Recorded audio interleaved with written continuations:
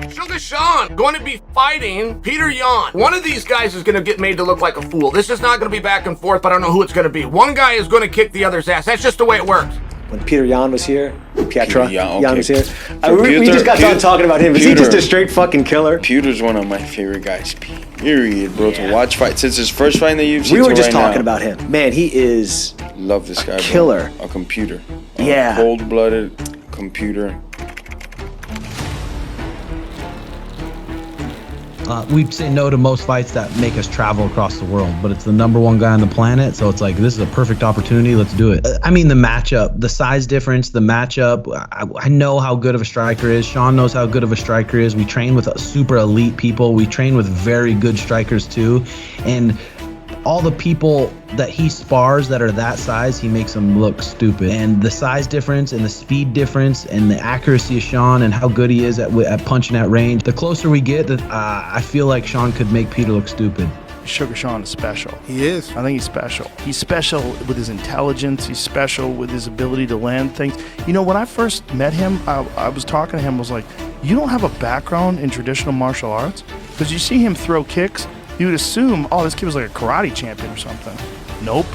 Learned everything all at once. I feel like Khabib is the best read on fights and fighters. His fucking IQ when it comes to fighters. When he was in the hall getting inducted, they asked him how good was O'Malley. Like, we was in there, it was me, DC Ali was backstage, and Khabib was like, Sean O'Malley is that guy. And if Khabib said that, I was like, yeah. Yeah, that's cool. I mean, like I said about the high-level fighters, when they talk about me versus Peter, I think high-level fighters see I'm a legit motherfucker. Like, I'm not just fancy and do this crazy shit. I have legitimate skills, and so it was really cool, to be honest. I thought, you know, hearing something like that from Khabib is, you know, he's one of the GOATs, so that was really cool. To kind of bring you guys up here is what I call the 3 T's: the technique, the tactics, and the threshold. This is Sean O'Malley versus Petr Yan. So I do believe Petr Yan is the favorite. So I kind of want to dissect Krusty the Clown, Sean O'Malley first.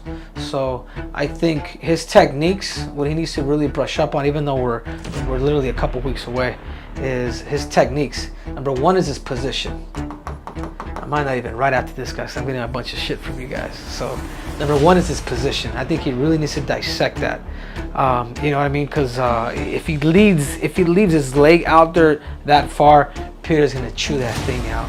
#2, his tactics. You're not gonna be able to strike with a guy like Petr Yan, because I guarantee you his game plan is to really push the pace against you and really push the pace with you hard since the beginning, because Peter knows that he's a duration fighter. As a fight gets going even further, he gets better and better. So Sean O'Malley, you're gonna have to, I hope tactically you have a good game plan, because it's not just going to be here, because right now you're going up against the #1 contender in the world. So you're going to have to really, this is the most important piece to me right here for Sean, are the tactics. How is it that you're going to fight somebody that's known for his striking, that can change stance, that can push the pace, that's going to be here to you? You know, you got takedowns. Your jiu-jitsu is better than his, I do believe, you know, training with Tanquinho for so many years, you know. So, and then the last one is the threshold. You know, Sean, do you have the threshold? And actually, honestly, even on the threshold, I'm gonna add grit here. Did you train to get your body beat up? Where people are kicking you and hitting you? This is not just about sparring, but you being able to take that pain.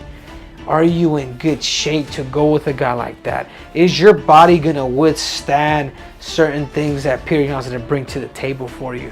You know, those are the biggest things that I have. So the one that worries me the most is this one right here for him. It really does. You know, I do believe the one that he could really make adjustments is the technique. I think the tactics is where he can more likely win the fight, but the threshold, can Sean O'Malley take the pain? He can give it, but can he take that pain? This dude's gonna come out firing. Yan's a good kickboxer. I'm pretty sure he's gonna walk him down, cover up, and then chop the legs down, and then chop at the body. I do feel like there's a lot of question marks on how the toughness of a Sean O'Malley. It's one thing when you are the hammer, but buddy, when you are the nail, And in that first Yan fight, like you said, he was beating me up pretty good. Yeah, you could say that, whatever. After I was piecing him up, he started to piece me up. I show that I can be the nail and still keep coming forward and take it. Pause. We haven't seen that with you yet. What happens when Yan punches you to the gut, hits you to the liver? Are you going to fold? Are you going to roll over and quit? When you hit him with one of those big shots that you've been hitting on all these other guys and he doesn't go away, what are you going to do? Are you going to wrestle Petr? I mean, you like you said, you don't have anything to lose. It's essentially a win-win. I know you said you don't want to have that mentality and that attitude, that mindset going in. Smart. But at the end of the day, in the back of your mind, you know that that cushion is there. Oh, I lost to the number one guy. It's okay. Like I said, we'll see. We'll see who is who. I've always given nothing but praise to Petr. I've given nothing but praise to Sean O'Malley. But I do know this is a tough matchup.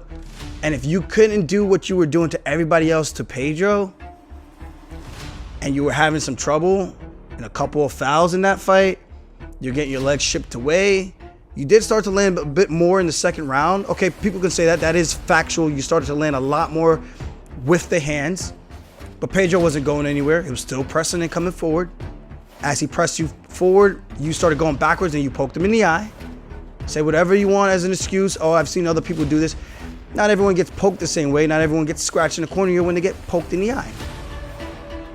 So not all fouls are the same. Not all low blows are the same. When you get kicked in the nuts, it doesn't affect everyone the same because it's not always the same type of impact or the same type of angle where you got kicked. That's just a fact. So to try to paint everything with one paintbrush is silly, in my opinion, and very naive. And I think it's honestly your way of giving yourself some type of